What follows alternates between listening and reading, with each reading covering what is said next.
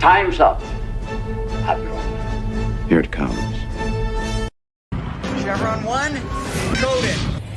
For my ally is the Force, and the powerful ally it is. Life creates it, makes it grow.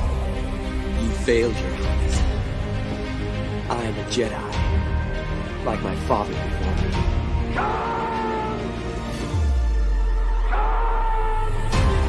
Cry havoc, and let's set the dogs of war. Chevron 2 is coded. Conan, what is best in life? Crush your enemies, see them driven before you, to hear the lamentation of your women. It's all in the reflexes. I'll also say that you're heavy into martial arts, Tai Chi and all that killer stuff. I suppose we have to register you as a lethal weapon. Chevron 3 encoded.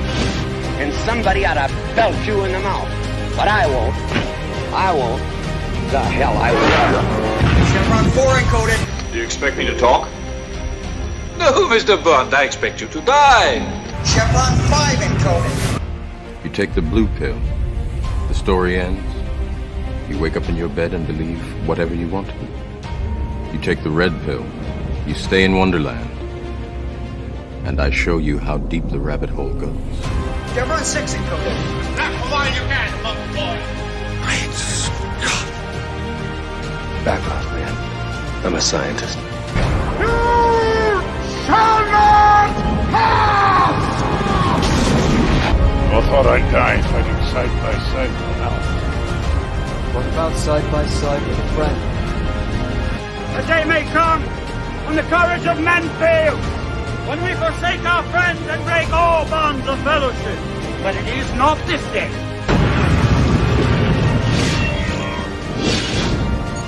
Chevron 7 is locked.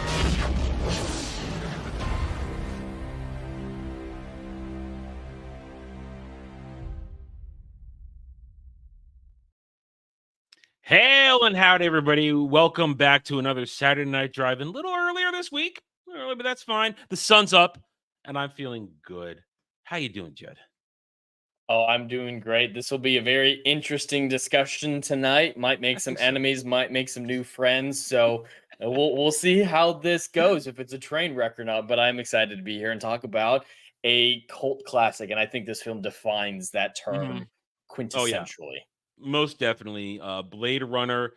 It is a 1980s sci-fi cult classic, definitely. And I think we might be a little more simpatico than I think you were prepared for, because I'll admit this as we get started here. Listen, I've never put this movie on a pedestal in my entire life. This is not a movie that I go back to often. Honestly, I can't remember the last time I watched it before we watched it for this weekend. Because it's not something that I revere, but it is revered. Yeah, it doesn't have a whole lot of rewatchability, I think. So I'm not surprised it's been a while for you. Thing is, when I watched it, I have the same exact criticisms I had when I've always watched it without my critical eye. These are just my natural criticisms of it. And I've got many. I'm going to be honest, I got many. But I will say, before we get deeper into this, I do respect the movie. Yes, absolutely. I respect it. I want that to be understood. However critical I am of it, I respect it because it's not a bad movie by any means. No, far from it. It's not a bad movie, but I think people put more into it than I think there really is, honestly. But I compared this film a lot to 2001 now, because when we talked about 2001, we both respect that movie. None of us really like that movie, but we have to respect it for what it accomplished. It defined the genre. Cyberpunk is a genre today in its current form because of Blade Runner. Blade Runner absolutely defined the genre. There's so many tie-ins that I can see from later properties, franchises, movies, video games that drew visual inspiration and technological inspiration from Blade Runner. So yeah, we can't discount how influential this film was. And despite it being a box office failure, I don't know if you knew that, but it was an absolute flop. And so was the second one that came out a couple of years ago, 2017. Deservedly so. The second deservedly so. Denny and his I gotta take things I have no business making movies of and make them. I think he was the perfect director. F it. I'm with you there with that one. But I think Denny was the perfect one to do it because he's great at visuals. I think the Dune movies are pretty, but they lack substance. And I think that's my biggest criticism with Blade Runner itself is the substance to it, specifically the plot and the characters. Its world building, technological aspects we'll get into are brilliant. Love the look, the feel. This is a real world. Like I can totally see great stories being in the framework of Blade Runner.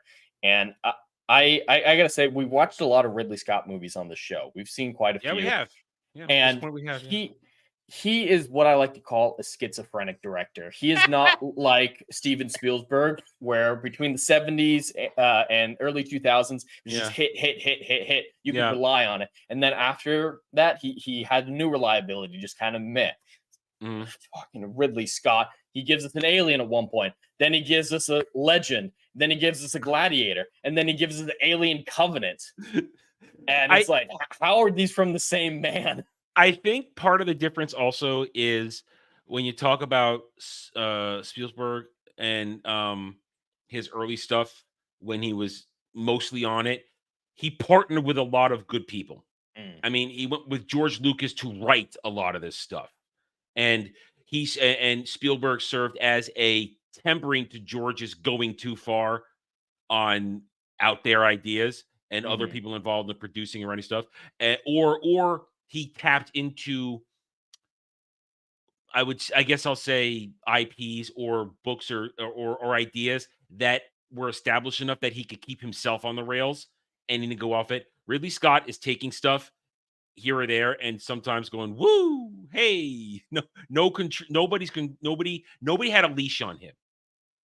As opposed to like Spielberg and Lucas counterbalance each other for a lot of the great stuff they did in the 80s with each other. So, so before we get going anymore, hail and howdy to everybody across both the chats. We're happy to have you here with us on this Saturday afternoon, and we're joining us a little bit early. We're happy to have you guys here. We hope you have a good time. Hit that like button, subscribe to the channels, and let's get on with the show. Okay, so we watched Final Cut, which was final release, which is Ridley Scott's definitive version, how he wants the movie to be consumed, watched, however you want to put it. I had never seen the Final Cut. I had only seen the original. I hadn't seen other variations of it. Is it very different? My memory tells me there's a couple things. Like I have a memory from watching the original when I was way younger that the final scene isn't them in the elevator, but them driving in a car, or maybe I'm confusing with something else like with a field of down a field as they head north. I mean, that's just what my memory tells me. I might be wrong. I might be confusing it with a completely different movie. The ending of this movie was weird, and I think it has tonal issues at the ending that the whole film has. It meanders a lot, and that's because of the plot. So with this film, like Legatus has pointed out in the chat, it asks a lot of great questions. A lot of great sci-fi concepts are in this, like, are androids human? How do we denote consciousness? There are great questions, but it's in a framework of a paper-thin plot that is very much just like, oh, he's in this scene. He just kind of came here and there's information here. Why did he come here? How did he come here? What leads him to the next scene? It is very loosely connected. Decker showing up somewhere, being told information, and randomly going someplace unrelated. You realize in watching this, there's really not a whole lot of dialogue in this movie, at least in the Final Cut. There's not a lot of dialogue, and interesting use of actors and characters. I mean, you have Edward James Olmos, who I don't remember how, and I gotta say, this is probably lines up with the original version, which is the one I've seen the most. Completely underused. Which character was he? He's Origami Guy. Oh, okay. So you got Edward James Olmos, a fantastic actor, underused, but also Edward James Olmos, I think, playing an Asian, a man of Latin descent, playing Asian. He was definitely Asian at the beginning of the movie, didn't know English, and then the rest of the movie, he's like, yo, yeah, I speak fluent English. Like, I did not get that at all. But yeah, his character was really weird, especially at the end, where he randomly knows to show up exactly where, you know, the end happens, the final climactic battle, and just says some random shit and leaves. And then the origami's found at Deckard's apartment. It's like to show that he knows and he's letting them go. Listen, his origami are Strange, like notice the one where he makes the matchstick one, it has the penis sticking out. Yeah. It's like I'm like, wow, I noticed that.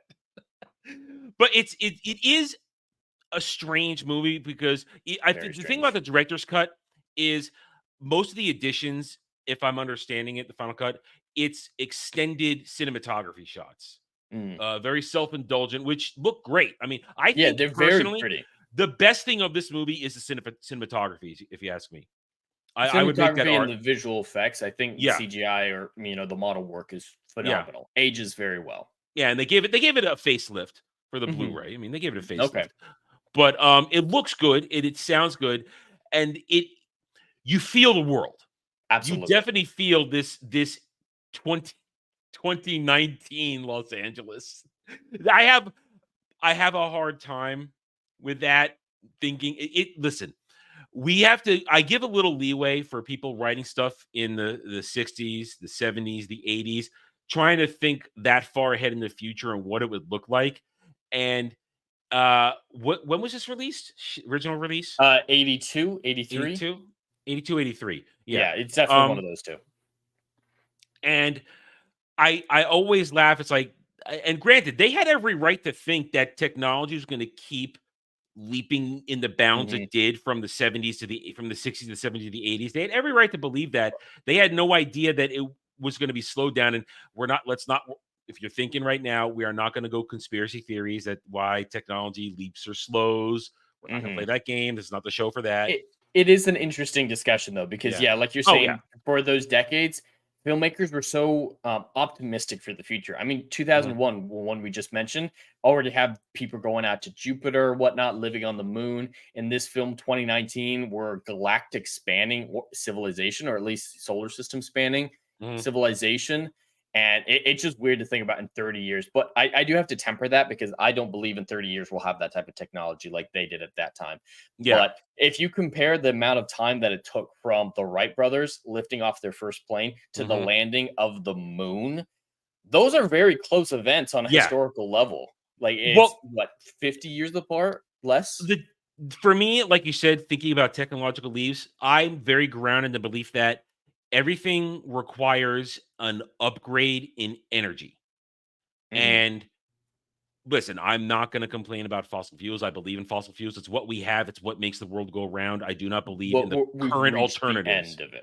Yeah. We're reaching the end of it. And the problem is there isn't a legitimate next level. I mean, they haven't done enough research. There is, but people are scared. You know what I mean? You know what I mean? I mean, they haven't researched nuclear energy enough to micro it and make it more used in outside of a plant. That nuclear energy should have been more heavily researched to get us to the next level, where we can then take the time to work on cold fusion and stuff like that. We haven't reached that. We're still stuck at a certain energy level, and making massive technological leaps requires new energy, abundant new energy, cheap and long-lasting and powerful. And like you said, they were hopeful that they would reach those types of energies, which allowed you to really explore space and get out there. And in this 2019 alternate reality, they're deep into space. So much so they have colonies in places we don't even know about. I mean, I think Roy mentioned one point mentions Orion's Belt or some shit like they're that. going out far. That's galaxy spanning in the time of 30 years. They not only make super realistic humanoid androids, but they're colonizing deep space. Like, that is a major. It's too much for 30 years. As much as I have to, like I said, temper it. It's too. They should have gone farther down the timeline. At least 100 years. Yeah. I'm very much. Technology takes a while to get off the ground. So I mean, Back to the Future does the same thing with flying cars, but Back to the Future is kind of a parody of stuff. It's silly. It's not serious. This is a gritty science fiction movie. It's gritty, it's dirty, and that's where my suspension of disbelief in the very beginning gets broken. 2019, shit, it's 2024. I can't. It takes me $30 to fill my gas tank. Yeah, it's unrealistic, that date, and I think that is a problem. But our conversation we just had, I think, exemplifies what this film is so good about. It asks interesting sci-fi questions. We can have great debates about technology advancement, history. Like, it asks great questions. It doesn't pay off any of them really, and that's kind of the beauty of the film. It is supposed to be ambiguous. That is the point of these questions, so that works perfectly. But it's just not supported by its plot. But it does do the sci-fi concepts very well in a way that people have been following up for years. Like Detroit Becoming Human, a great video game from a few years ago, is literally just Blade Runner. Maybe a few years before the events of Blade Runner, where the androids are still integrated into society. But well, these are like bio androids because everything is created. I think they're more clones than anything. Yeah, they're not. There's no mechanical parts. It's all bioengineering. It's kind of weird. They're full grown. They're not very clear. Full grown. Everything's crafted from. If it's to that level, I don't see there being as much of a discussion about whether or not they're living or not. Because if it's living tissue, that's not anywhere near as complicated as someone like Data, who's purely. It's more of a soul thing. I mean, we might as well dive into that because we'll get to the characters. Because honestly, the characters are they're this thin. Yeah, there's not a single character in this movie that I could predict how they react in the scene, and that's my benchmark for a good character is if I can put them in a random situation and reasonably predict how they would react to it. Can't do that for any of them. Like I said, this movie wants you to think about things, and it doesn't come right out and say it. But what is the definition of a soul?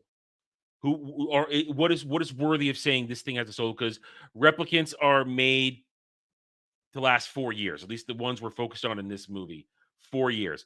And they're in the movie. It's funny how the story does contradict itself. It's illegal to make them, but the company is still making them. Rachel being the example of, and they're just casually telling cops that, yeah. And can I just say, Blade Runner is a great name. I love it's a very evocative term, but it doesn't make any sense. Like, what is it related to? Why are android hunters called Blade Runners?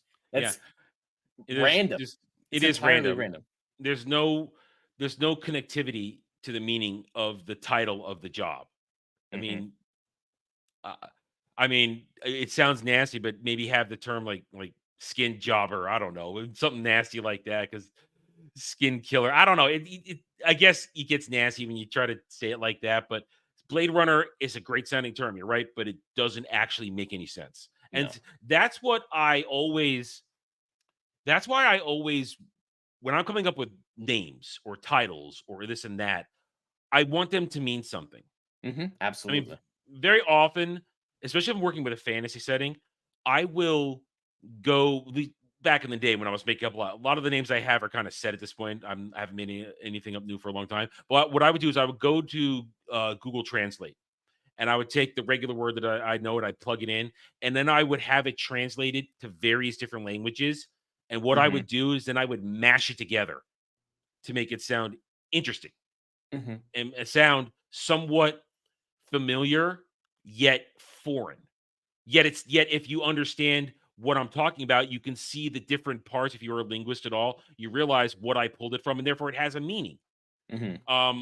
So I mean, there is a character in in my first book that I gave him a title that basically I forget my own definition of, but it I forget how to pronounce it. I'd have to go look it up. It's very weird to pronounce, basically, but I combined a bunch of words and it basically translates somewhere around blood hunter is what it means, or I love smeller. Things like that. I do the same thing in my books. Nearly no character has a name that isn't related to something else or has a meaning behind it or a term or a word, unless it's throwaway characters. Like I think that's interesting, especially for a title. You've got to have the title mean something to the story.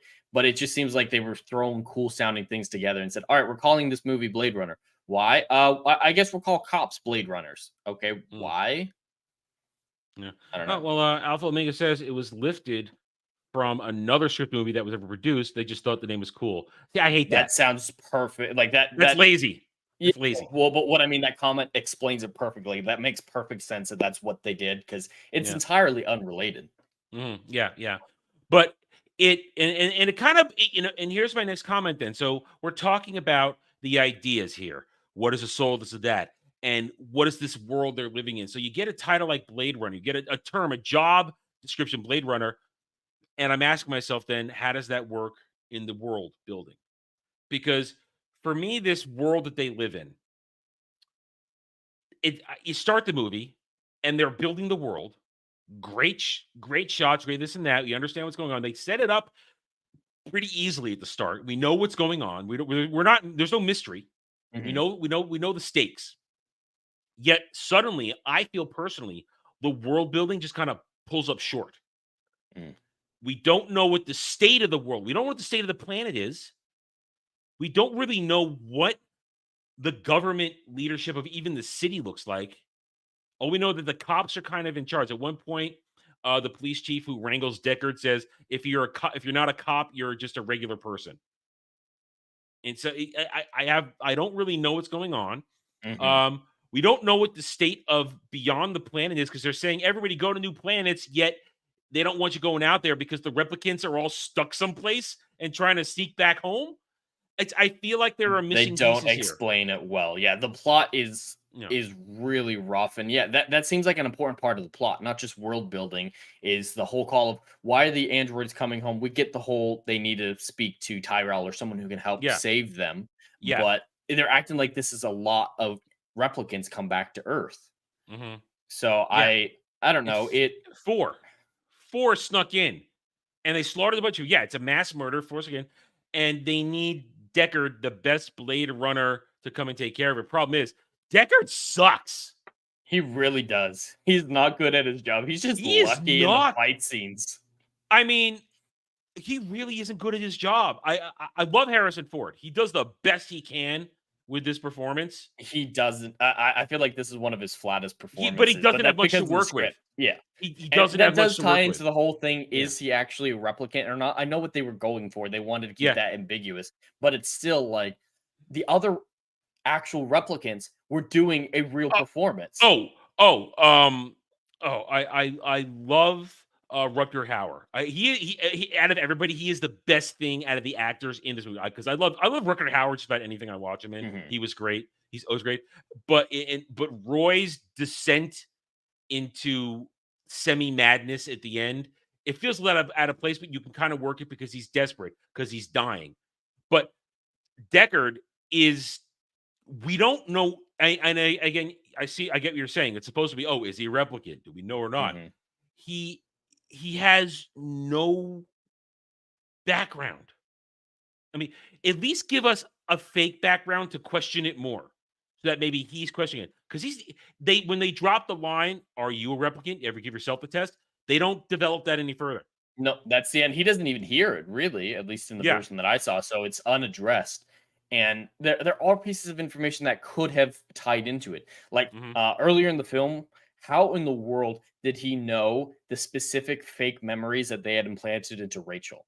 Did they give him a file on her? Are those common memories? I think it's understood that because he's an experienced Blade Runner and he's done the void test so many times. He's never heard of that before. He's surprised in his conversation with Tyrell that they're implanting memories. That is a new thing. Rachel is a first-generation memory implanted to help her with her emotional maturity. I must have missed that. Tyrell specifically talks about that. Okay, and, I missed that line. Deckard reacts like, you're putting memories into them? And so it doesn't make sense how he knows these specific memories that she has implanted in her. And with this film, Deckard just randomly knows information. He randomly knows, go here. Or the one time he actually does some detective work looking closely at that photo, the photo reveals information that's not in the photo. Like it takes the picture, he looks into the bathroom, whatever, and then he asks it to move, and it physically moves a pillar out of the way to see what's behind it. So he's gaining information that is not in the source. It's a very strange thing where the picture as a picture within a picture that couldn't have been there, considering it's a flat picture. It's not a digital picture. That is a weird moment where he gets the shot at the snake. I don't mind that he's enhancing it. I can assume that's an eventual technology. The enhancement's not the problem. It's the fact that the enhancement physically moves obstacles out of the way. Yeah, that's what I'm saying. Yes, it's creating a picture that wasn't there. Which it's one thing if you're dealing with a digital picture and you remove something and then you have to approximate what you have the computer approximate was there. It literally removes it and suddenly there's a whole nother picture there, which when you're inserting a physical picture, that should not have been possible. Maybe we're nitpicking. No, there's just a lot of examples of that where Deckard just doesn't, and he just knows information that he shouldn't. And Legata says in the book they explain it. Well, that's a failing of the movie then. That is an important plot point, is how he knows this information about Rachel. If they don't provide that, then they've done a poor job writing the script. And the thing is also, there's also a lot of imagery, at least in this cut, that doesn't make sense, like the unicorn imagery. The unicorn is not even mentioned. It doesn't make sense. And then the origami unicorn at the very end is that supposed to be an implant? Is that supposed to be an implanted memory in Deckard? Maybe. That he. There could have, like you said, there could have been a lot of points in the movie where he could have seen pictures that they have, or an implanted one has, that he's obsessed over, and found connections. Wait, why does this picture here, this picture I have? They could have gone deeper, but it just happens and they leave it off. And I have to admit, I do not remember I do not remember the original cut if it delves into it more, because it's been so long since I saw the original cut. It's been a really long time. Because as I said, this is not a movie I come back to often, if ever, because I don't really enjoy it. I watch it, I respect it, I appreciate its existence, but 100%. I get no true pleasure from watching this. I literally was waiting. I was waiting for it to finish. I 100% was too, especially with how it meanders. He just like walks from scene to scene. It's like, I magically have information, walk to new scene. I magically have information.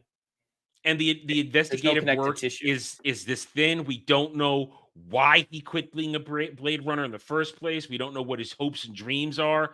There's nothing to him. And I know it's supposedly the idea, well, maybe he is a replicant and everybody knows it but him, and they use him for this purpose, and that's why they do it, because they know he'll keep doing it. But the movie doesn't do a good job of explaining that. It doesn't. No. And there are so many ways to explore that. Like, I think a great tie-in would be, if he is a replicant, then he has to have a legal loophole to be a replicant, because they're illegal on Earth. So is that loophole the same one that Rachel has at the company? If you're working for the state, you have a loophole. There are ways that you can still explore the idea of him potentially being a replicant that aren't, oh, let's have him not be a character. And then what kind is he? Because obviously he doesn't have the same physical, if he is a replicant. And honestly, I didn't see the sequel, so I don't know what the answer was that they decided. The sequel said he is human. He is? Okay. He's human. Human. Okay. So if he is a replicant, so I'm going to pretend the sequel never happened, which most people do, I believe. If he is a replicant, he's a version that doesn't have the strength upgrades, because he gets tossed around by everybody. He is not competent in any fight he does. No. I legitimately think he might be the bad guy of this film. Like, I'm 100% on what's his bucket, Roy's side. Roy.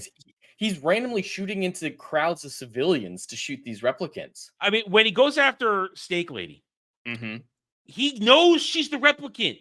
And he actually does something interesting. He pretends to be somebody else, gets in there, and she catches him complete. He should be on complete guard right there. He should have ganked her right there. But then after she, knocks him down, she decides to very dramatically put on her raincoat before going to strangle him again. And then for some reason stop strangling. I mean, there are many instances in this show where Deckard should be dead. Oh, absolutely. He should be dead. But his foes, for one reason or another, Roy, I get it, because Roy was having an existential crisis in his final moments. Oh, and he went full bananas. And he was weird. And Deckard was somebody he wanted to have experience his final moments to carry on what was left of him. That's understandable, Roy toying with Deckard in those final moments. But Steak Lady, she could have just killed him right there in the dressing room and then run away. Yeah. She lets it live for no reason. Leon, what was it? Leon, the other replicant, the one we see in the beginning, which starts the whole incident. Which was a good scene. I do like that scene. He had him dead to rights. And of course, Rachel saves him. That's fine. I have no problem with that, because that's just story work. That's fine. But Deckard is always off guard. He never has the upper hand in any single fight. He's not clever. No. In any I don't see. I mean, I'm watching this movie and I'm thinking, what makes him the best? Maybe he's the best because he can hunt them down, he can find them, but he's not the best at taking them out. Oh God, no. He's incompetent. Yeah, and so it's there. I am constantly watching this. I want my hero to be competent, or at least if he's getting beat up, figure some crazy zany way to get out of his perilous situation, and he doesn't. With Snake Lady, she runs away for no reason. Well, she runs away for a reason, but she lets him live for no reason, and then he chases her down and eventually, retires her. Against Pris, he gets lucky. He gets lucky that she decides to take a running start. She was killing him and then gave up. She had him in a submission hold. She had him. He couldn't get away, and she releases it so she can get a running start to do some acrobatics to kill him. That's what I'm saying. And we forgive Roy.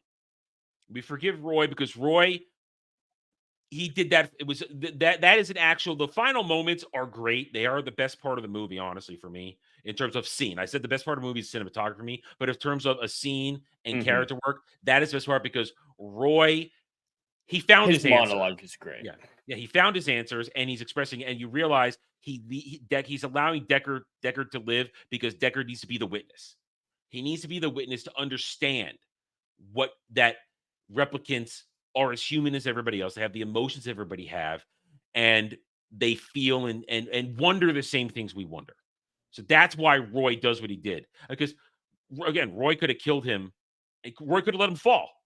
Yeah, because Deckard is mindlessly running away from him in the weirdest decision making possible. He really makes the weirdest decisions. He makes one weird choice to run away from him every time. It's like, okay, instead of running and choosing elevators and stairs, I'm going to climb up a bookshelf and crawl through a hole in the ceiling and lose my gun in the process. And then I'm going to go outside onto a window and with 2 broken fingers try and climb up the fixtures to get to the roof. And then while it's raining, and then when I'm cornered again, I'm going to make a jump that I should have made. But for some reason, even though when he jumps, you can see in the jump for the stuntman, he's going to make it.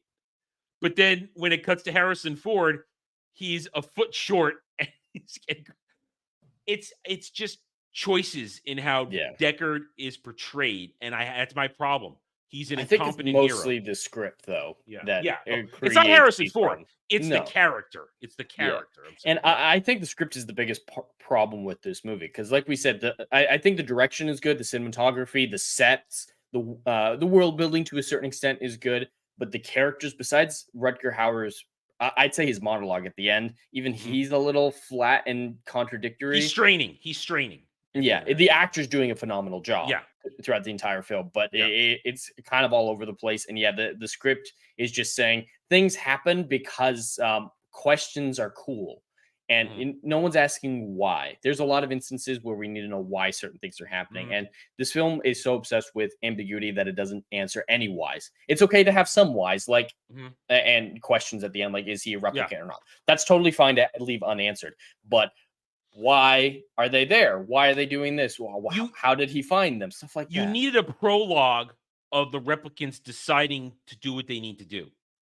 Maybe. Deciding to come back and find a cure for their short lifespan. I think they do get that why they're trying to come back home. You needed that one. I'm okay with something. I think you needed something in a prologue more of them leaving and saying, "What is the inciting incident to make them want to keep living, to defy their programming?" Getting old. You needed something to trigger their desire to go beyond what they were. At least for me, because I listen. Roy Batty is a villain. He's a villain. He's a psychotic, but he's a borderline sympathetic villain because, yes, does he go overboard with what he does by going on his killing spree? And Leon, he's an idiot. He's just he acts on instinct. That's why he's a thug. But Roy, he's struggling with existence. That everything he's done will have, as Legata's pointed out, the model here, everything he's done is for nothing. Yeah, which is interesting. There's some narrative meat there. Because he can't procreate. Because one thing, the way the human race, the way we kind of define our meaning, in our search. Listen, we all want to live as long as we can. At least I do. I want to live as long as I can. I have a lot I still want to do. I have a lot I want to see, a lot I want to experience. We are all searching for immortality, but the most basic way for humanity to have immortality is to continue your line and pass on what you have learned, teach people, and then they'll take your experiences, your stories, pass them on, and add their knowledge to it. For Roy, he doesn't have that. He ends with him. His brief 4-year experience is over, and he has no way to do it. And so if he doesn't tell Decker those final things in those moments, nobody else would know it. And that's his struggle. He wants to keep going. He wants to understand, why was he made this way? And Tyrell basically says, I made you, because when he has that confrontation in Tyrell's apartment, of course, and that bothers me also, before I go in deeper into that. Richest man possibly in the world, where's your security? And what was up with that 25-year-old kid with gland issues? He's got aging. So unnecessary. He's got Benjamin Button syndrome. I don't know. He's clearly been working with Tyrell for a while, so just make him a middle-aged guy and leave it. Well, I think they wanted the replicants to be able him to connect with them for someone who's dying, who's going to die before their time. And they kill him anyway.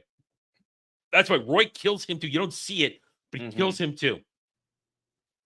But so the whole conversation with Tyrell about trying to find Okikua and how we've already researched it, and Tyrell basically admits, yeah, I made you, but you're a toy. You're my great creation. You did a great job. Just revel in what I made you for. Don't aspire to be beyond what you are. And that's the moment that kind of, I think, totally breaks Roy, because Roy hadn't been completely psychopathic at that point. Yeah. That when he says to him, just be happy, I made you for what you are. Your God tells you, because he calls him the God of biogenetics. Your God tells you, you are exactly what I made you are. Don't aspire to be anything more. Just die and be happy I made you. It broke him. And he squeezes his head like a grape, which is a little poignant. And but that makes a question. Security. Yeah, the security was awful. Like, yeah, he could stop the elevator, but that's it. But I want to point you to the chat where Legata said, in the book, apparently the humans get sterile in space and the replicants make the babies. Well, the movie didn't tell us that. No, that is just out of left field. I know a lot of time in our good friend Legatus, he reads some of these things. He's read a lot of these things because Legatus is as big a nerd as the rest of us, and he always provides this extra commentary. And I don't read these things. I am not into that kind of old school science fiction literature. I'm not. But the movie needs to tell us that. All they tell us is that they're created for harsh working conditions. That's all it tells us. 2019 era. We talked about this at the beginning of the stream. This movie is set in 2019, so you can wind it back later, and we ranted on that for a few minutes, but we can't go back to that. But the movie needs to tell us these things. It needs to tell us these things. And this is the kind of movie where I feel myself wanting more. There's a part of me that wants to like this, wants to really like it. Me too. But the movie lets me down every time because it doesn't really speak to the kind of storytelling or world building that I really want and enjoy. But I can accept that. But I can say all of that while complimenting it on the look, the feel, the choreography. Even though it's silly, it still works. Even everything feels alive. It's a living, breathing world. It just needed more to it. And the performances are all basic. I mean, the closest outstanding thing is Rutger Hauer. Harrison Ford. Yeah. The other replicant from the very beginning of the movie I really like. I really like that the pseudo prologue it had before we met Decker at the beginning of the film with the initial replicant test that the replicant failed. I really like that scene and the replicant in that scene. I think his performance was decent throughout the film, very consistent. But yeah, there could have been a lot of cool things with that test. And that test is a piece of the world building. It asks, like I said at the beginning, this film asks a lot of great questions, comes up with a lot of great sci-fi concepts, but it just doesn't have the plot. That's, at the end of the day, the issue with this film for me is its plot is paper thin at best, meandering and contradicting at worst. And there's just not enough into the characters. I mean, there's not enough into Decker. There's not enough into Rachel. There's not enough into There's just enough for Roy, but the other barely replicants for get Roy. the other replicants really get nothing. I mean, Well, Pris is crazy, and it's so thin Leon's that an after idiot. a day or a couple days of knowing Rachel, he randomly like, I love do you. do you love I love me? you. I love you. Yeah, it's That, like that's movie love. It's movie love, is as I always define it. But it's a classic for a reason, because it, like we said at the beginning, it introduces cyberpunk type of stuff. It did popularize the genre. Popularized it, made it this. And listen, a lot of people love this movie, and that's it's not bad. Like we said, it's not bad. It just, when we're critiquing, we're being objective about it. There are a lot of holes in it and a lot of questions that some don't need answering, but some we just need some additional information to make it all work as an overall story. Not give us answers, but just provide texture. I think is good. Provide texture. Now, I'm sure you're probably aware that, and I don't know if it's official or not, somebody could correct me, that this is supposed to be tied to the Alien franchise as an IP. I've actually heard that because what's his bucket? Dallas, the captain of the Nostromo in the original Alien film, in his bio, it says he worked for the Tyrell Corporation. Okay. And it's retroactive. So we might see Predator, Blade Runner, and Alien crossover someday. I think it's a mistake. The replicants are entirely different than the androids we see like Ash. Yeah. And they're not compatible worlds. Yeah, because replicants have red blood, and they're not. You can. I don't think Predator and Alien are compatible worlds, though. Either, to be fair, I don't like that those two crossover. I did always like that. I liked it that the Predators were the ones that seeded the galaxy with xenomorphs, so that they could have that's been changed by good old Ridley Scott in Prometheus and Covenant. F that. No, I always liked it that the Predators, because they just wanted the best. They wanted the better hunt, the best hunt possible. So they once they found the xenomorphs, they took eggs from queens, and they took queens, and they created different hives across the galaxy so they could have better hunting grounds. I always like that because it's basically controlled chaos, and sometimes it does get out of control and they lose it, and it's great. I always like that. Well, I don't really have much more to say about this. Do you? I mean, not a whole lot. I think we've gone into it where, this we have to respect this film. Absolutely. Yeah. I didn't hate my experience. I doubt I will ever rewatch it, though. Yeah, I never need to see it again. It's all in the script.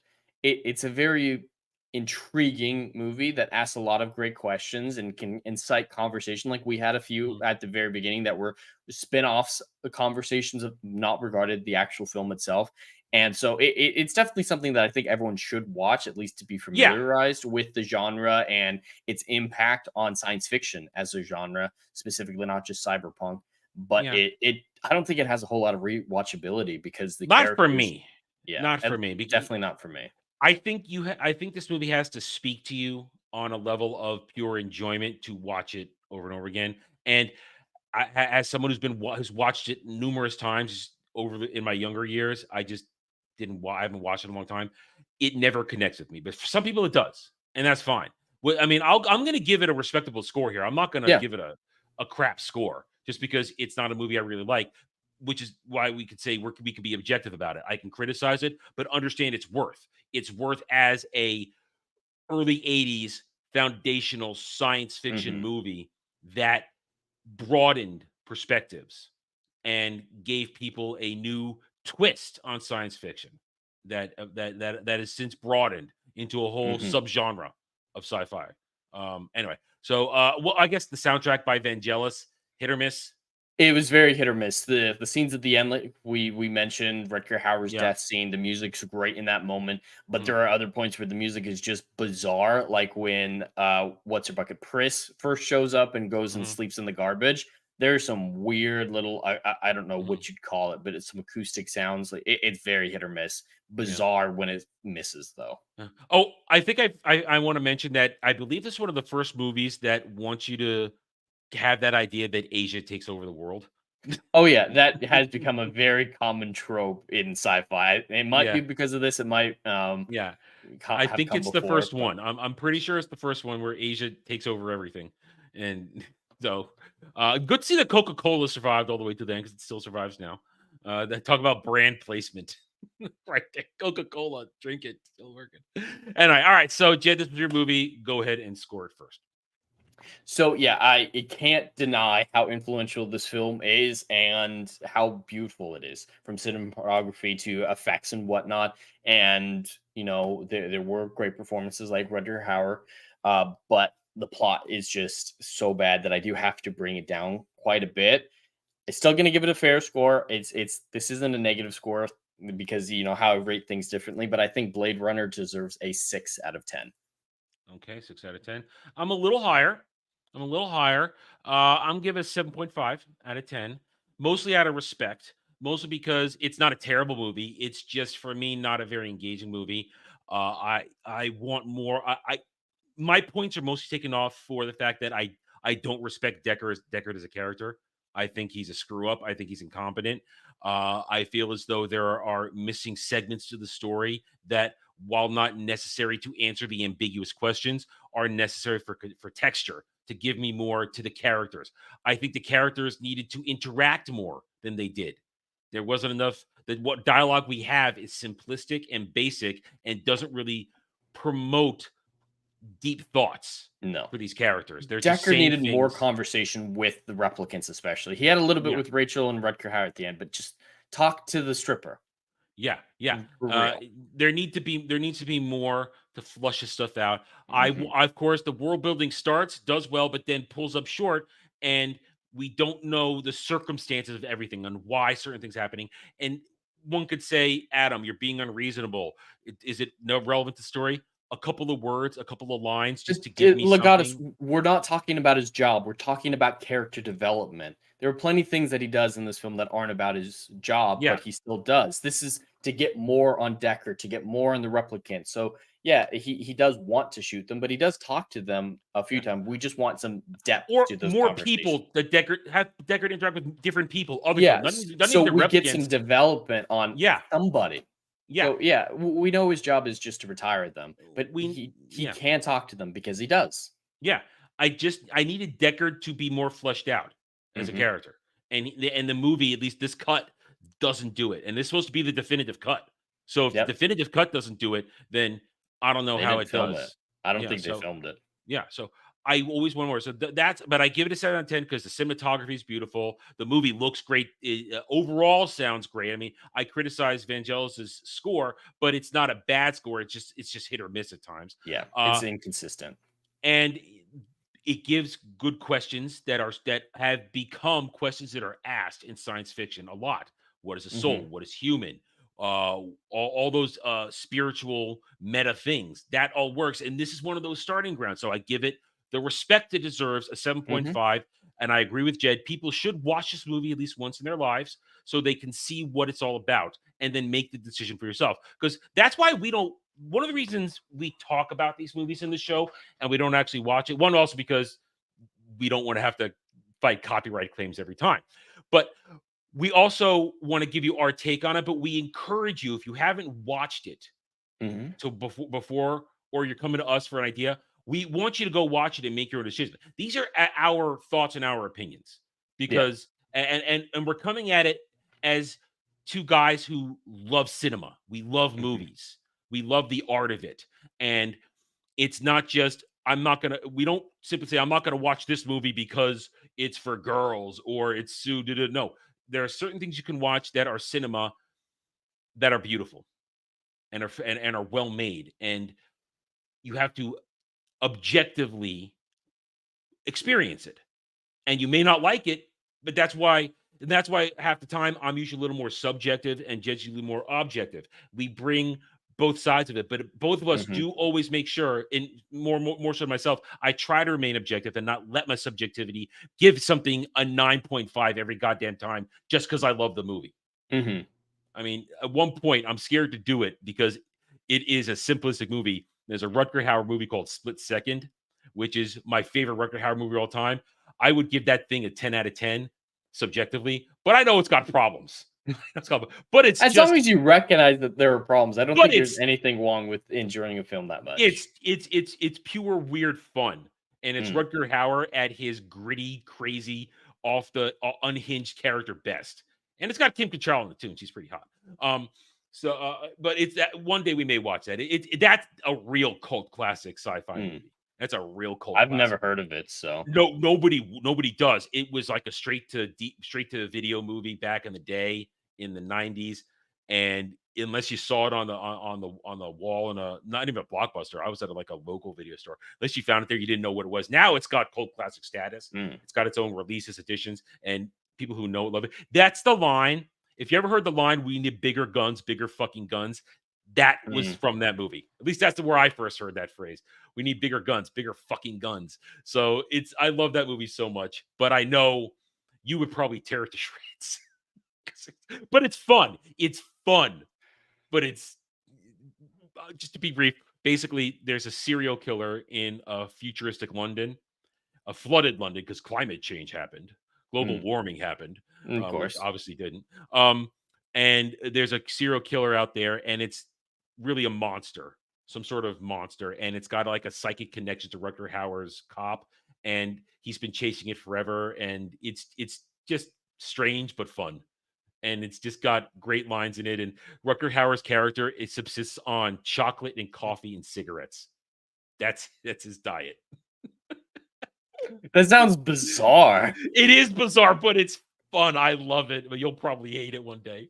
I love it. But anyway, so there you go, guys. There we go. That's Blade Runner Final Cut. Love us or hate us, it's our opinions. And we want you to go watch these movies if you haven't seen them. Watch them. And then yell at us in the comments if you think we got it wrong. And we'll be happy to talk to you about it on other streams. But for now, we're done for the next month and a half. Saturday Night Drive-In goes on hiatus until October because next weekend, per the rules, and it's the only slot we can fit it in. Otherwise, we can't do it. This is Mordor Country returns, as we will do a weekly panel show to talk about Rings of Power Season 2. We'll be starting at 8:30 p.m. Eastern. Next week is going to be quite painful because in their infinite wisdom, Amazon's dropping the first 3 episodes of Rings of Power. So watch us hurt ourselves. Dermy's refusing to drink. I told him he's allowed to drink. He's not going to drink unless we cross midnight, which is a possibility. It's a possibility. Absolutely is. He will not drink. Now, going forward on future episodes, we make it Hiccup Dermy. You've never met Hiccup Dermy, have you, Jed? I don't believe so. Okay, Hiccup Dermy is the equivalent of Beardo trying to read super chats, except Dermy's drunk and trying to do it. That's the closest we can approximate to it, and he hiccups every 2 seconds while he's doing it. So that's kind of the closest approximation. It's hysterical. Hiccup Dermy will probably make an appearance later on. So join us, guys. We'll be back. And in the interim, those of you in the chat, those of you watching on the replay, start thinking about movies that you want us to watch. Because when we come back, about a week before we return in late October, we will have you guys basically throw at us your suggestions for movies. We're starting a new thing here. Every quarter, you guys get to choose the movie we watch and discuss. And therefore, you have to give us a list. We'll come up with the 5 best that we consider, and we'll be fair. If it's horrible ones on there, we will keep them on there. We'll work it out. We'll work it out. You guys need to give us some ideas, and we'll come up with a list, and we'll put up a poll, and you guys get to vote on it. And we're going to encourage you to vote for a week. So then the following week, we have enough time to then get our hands on it and watch it. And we stress, don't make it too goddamn obscure, because we have to be able to find it. Yeah. In some way, shape, or form. Execute some common sense, please. Yeah. Yeah. So No Third Eye, we have not seen The Warriors. That's a 70s movie about gangs in New York. We have not. That is not something we've done. So pick your movies. Pick your movies. Start thinking about it. You got a month to simmer on this one, guys. Yeah. and we'll give you a heads up, and then we'll give you a list. You vote on it, and then we will watch it. And it most likely means you're going to make us probably watch the most horrible goddamn thing you can think of just to make us cry. Because listen, it'll be good YouTube. It'll be good YouTube. Anyway, so that's it.